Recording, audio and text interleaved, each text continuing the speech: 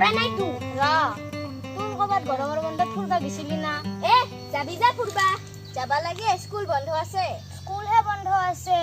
আৰ্টৰ ক্লাছ ডেন্সৰ class tuition coaching class ইগলান আছে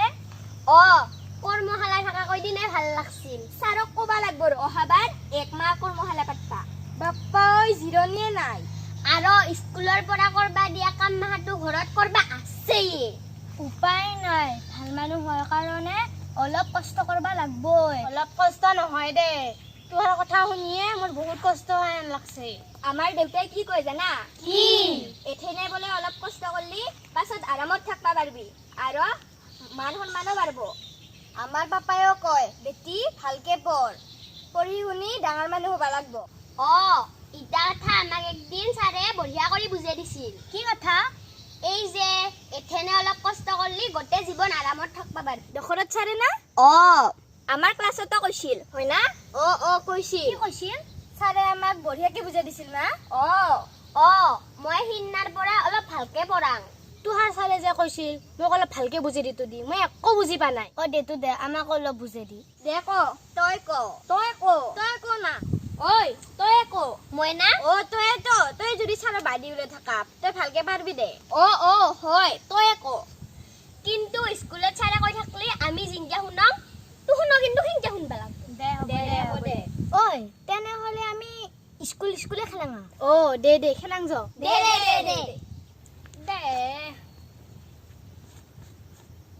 দে ইবাৰ দেখোন ভালকে ব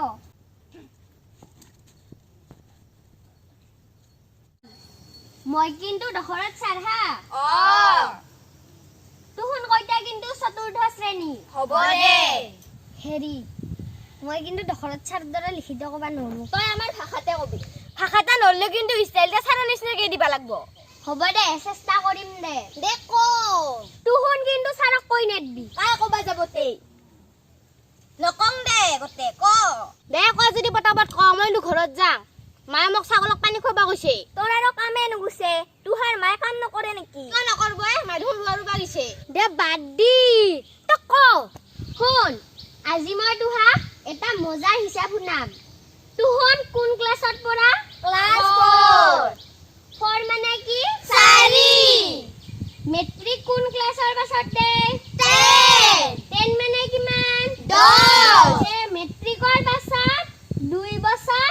হাই সেকেন্ডাৰী কিমান হল 12 হাই সেকেন্ডাৰীৰ পাছত 3 বছৰ কলেজ কিমান হল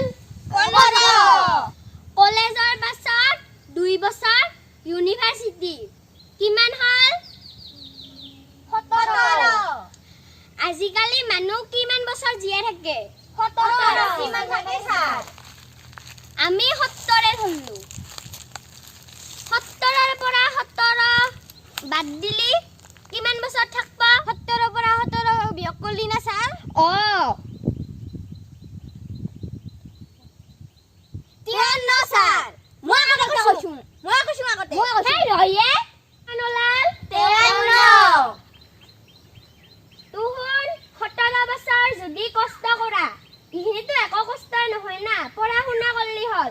যদি তুহুন 17 বছৰ পঢ়া শুনা কৰা তেনেহলে এই বাকি 53 বছৰ তুহুন আৰামত থাকবা পাৰবি আৰু 17 বছৰ যদি কষ্ট নকৰা আৰামত অহাই বহাই ঘুৰি ফুৰি থাকা তেনেহলে তুহুন 53 বছৰ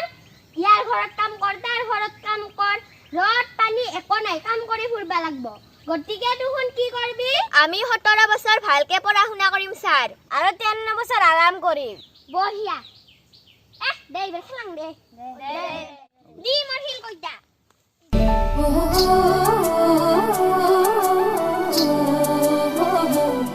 la la la